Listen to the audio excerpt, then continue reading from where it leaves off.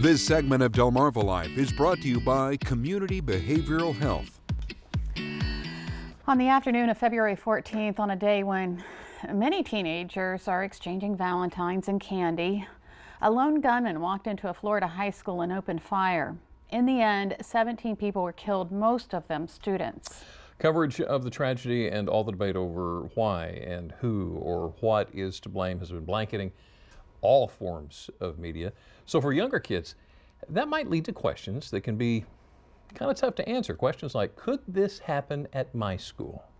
Well, here to provide some insight on how to answer questions like that, this is Dr. Sue Nanjiani of Community Behavioral Health. Thank you so much for joining us today. Thank you.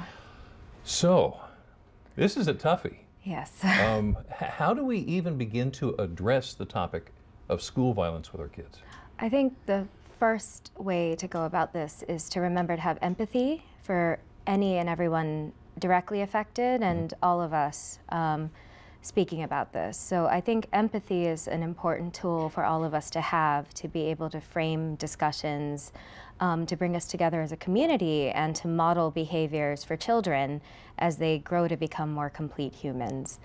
I think that's really how we need to be able to start this. To start the conversation. Yes. Okay, once we get into the conversation, is it safe to assume that we need to keep it simple when explaining this? Yes, definitely for younger children. So one thing that's important to know is that most children between the ages of 2 and 7 have something that we refer to as magical thinking. And so that means much younger children have this idea that really terrible events may be related to something they did that's completely unrelated. So sometimes an example of this would be if they did something in their house that was rule breaking, like, okay, I was supposed to do a chore and I didn't do this, and then something hundreds of miles away from me that was terrible, whether it's what we just discussed here or a natural disaster occurred. When they're very young, they might actually think it's related. So it's important to use simple, concrete terms to say, no, that's not the case. And it's very important to clarify that. For older children who understand more abstract concepts, it's important to address and discuss this because we have to be able to have these discussions, because when we don't address things that frighten us, it can build up. People feel isolated with fear, and that's not something we want to allow happen to any of us. So do you think there's like a breakover age when we can safely discuss things like this without simply scaring them? And that's a great question. It's, research kind of shows that might be around 9 or 10, there's developmental ages for kids. So, like I said, 2 to 7 might be more concrete. Kids might be thinking, this is my fault. Maybe 10 or 11, kids have this concept of, oh, that has nothing to do with me. But again, development isn't very linear.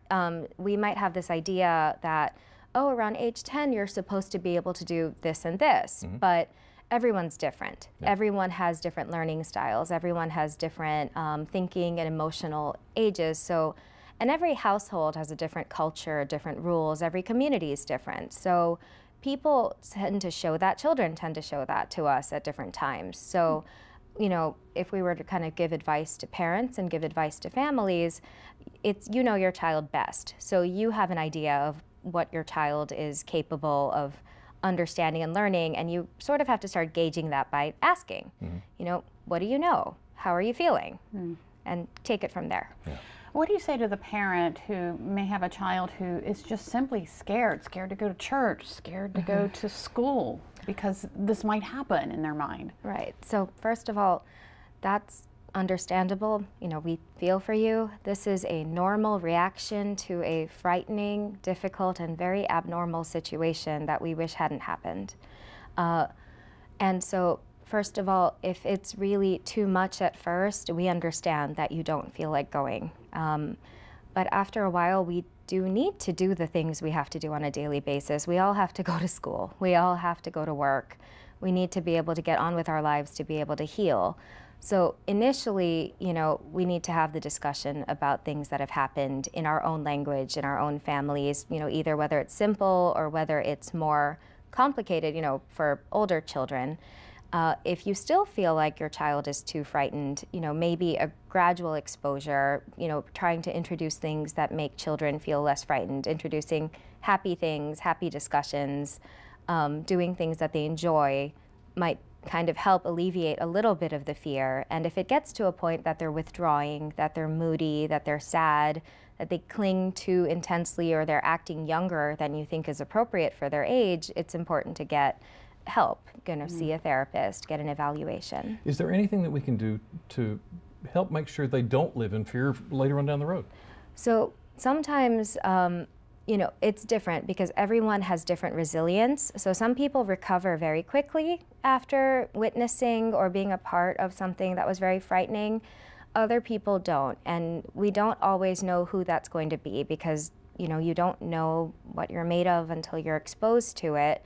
If you really feel like that might be you, and if you want to be able to talk to someone, it's worth finding a therapist and being able to talk to them.